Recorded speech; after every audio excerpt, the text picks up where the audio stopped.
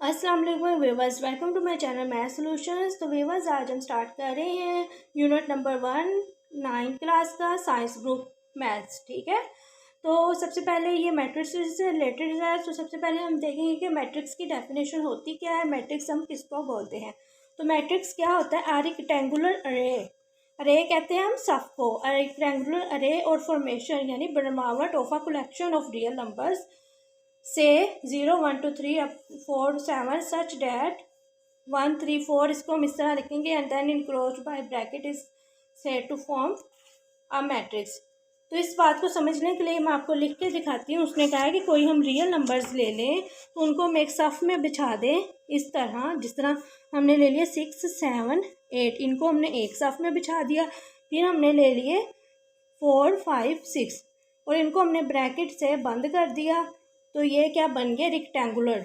ये रेक्टेंगुलर की फॉर्म है ना, तो इसलिए इसके लिए रेक्टेंगुलर का वर्ड यूज़ हुआ, क्योंकि रेक्टेंगल क्या होती है इस तरह।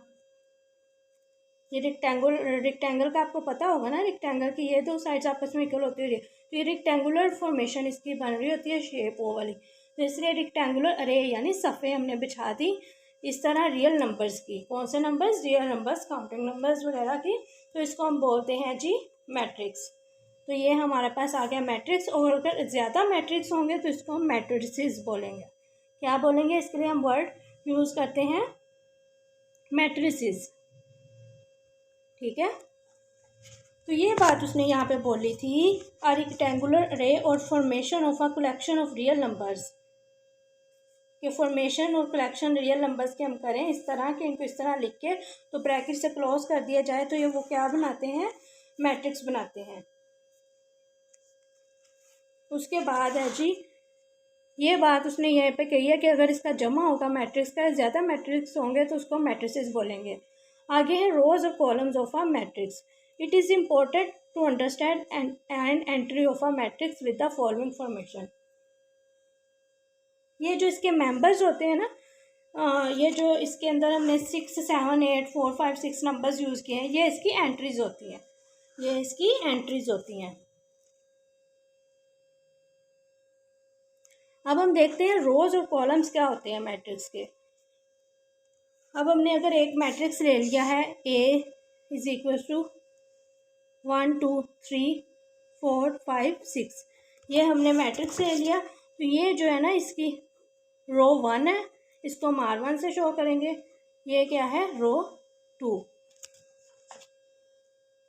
तो ये उसने बोला है, इसने ये मैट्रिक्स लिया है। इन मैट्रिक्स से the entries represented in horizontal way are called rows. कि जो एंट्रीज हम हॉरिजॉन्टल वे में शो करते हैं, उसने कहा है द एंट्रीज प्रेजेंटेड, मतलब जो एंट्रीज हम प्रेजेंट करते हैं हॉरिजॉन्टल वे, इसको हम हॉरिजॉन्टल बोलते हैं। वर्टिकल ऐसे होता है, ठीक है, ऐसे वर्टिकल होता है। ठीक है, तो हॉरिजॉन्टल वे में उसने बोला है जो हम एंट्रीज शो करते हैं उसको हम रोज बोलते हैं। ये इसकी रो 1 है, ये रो 2 है और ये रो 3 है। इसी तरह अब हम कॉलम्स की बात कर लेते हैं। हम एक मैट्रिक्स लेते हैं 2 4 6 1 2 3 0 1 2। ठीक है, ये तो होगी ना इसकी रोज। अब हम बात करेंगे कॉलम्स के। तो जो वर्टिकल एंट्रीज होती हैं, ये वर्टिकल एंट्रीज हैं, तो इनको हम कॉलम्स बोलते हैं। ये C1 है, ये C2 है और ये C3 है। तो वर्टिकल एंट्रीज जो होती हैं वो मैट्रिसेस की, वो क्या कहलाती हैं? कॉलम। ठीक है, अब बात करते हैं ऑर्डर ऑफ मैट्रिक्स की। The number of rose and order of matrix. The number of rose and columns in a matrix specifics it's orders. के मतलब किसी कॉलम में जितनी रोज और कॉलम्स होते हैं वो उस मैट्रिक्स का ऑर्डर शो करते हैं। If a matrix M has M रोज, हमने M से रोज को शो कर दिया, N से कॉलम्स को, then M is said to order M by N। For example देखें, अगर हमने बताना है ना 1 2 3 1 0 2, तो इसका हमने ऑर्डर बताना है। अब इसमें रोज कितनी है? 2 रोज हैं। और कॉलम कितने हैं? 1 C1 C2 C3, कॉलम 3 है। तो इसका ऑर्डर क्या हो जाएगा? पहले रोज लिखेंगे, रोज कितनी है? 2 बाय, और कॉलम कितने हैं? 3। तो इसको हम इस तरह लिखते हैं 2 by 3। कि इसके कितनी जो भी मैट्रिसेस की रोज़ होती हैं और कॉलम्स होते हैं उनको हम बोलते हैं जी इसका ऑर्डर, कि कितनी रोज़ हैं इसमें और कितने कॉलम्स हैं। इसमें यहाँ पे उसने बताया है, इसको हम m/n से शो करते हैं, मतलब m यहाँ पे उसने रोज़ को काउंटिंग ली हुई है और n इसमें कॉलम्स की। देखें जी m का ऑर्डर क्या है 2/3, इसमें 2 रोज़ हैं और 3 कॉलम है, ठीक है, since it has 2 rows and 3 columns. और अब इसमें कितनी रोज़ हैं और कितने कॉलम, इसमें 3 ही रोज़ हैं और 3 ही कॉलम है, तो इसका ऑर्डर क्या हो जाएगा 3/3। अब इसमें अगर हम मैट्रिक्स लेते हैं P = 2 3 5, इसमें रोज़ कितनी है 1 है और कॉलम, ये सारे इसके जो वर्टिकल एंट्रीज होंगी ना ये इसके कॉलम्स होंगे। रोज़ को हम इस तरह देखते हैं और कॉलम्स के लिए हम ऐसे देखते हैं, तो इसके एंट्रीज होगी 1, क्योंकि रो एक ही है 1/3।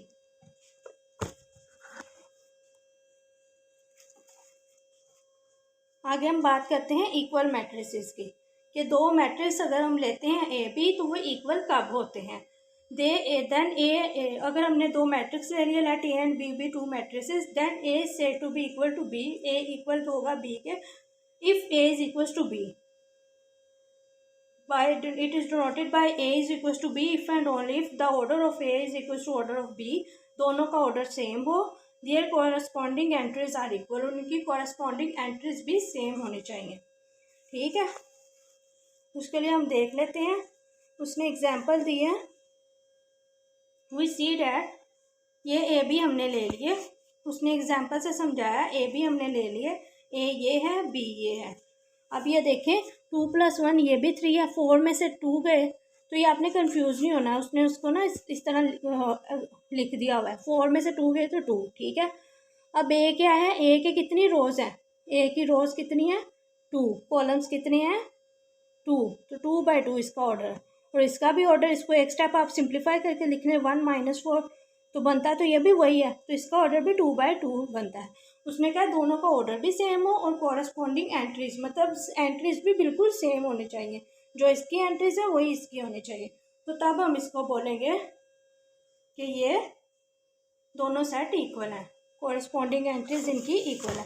जिस तरह मैं यहाँ पे एक सेट ले लेती हूँ आपको समझाने के लिए,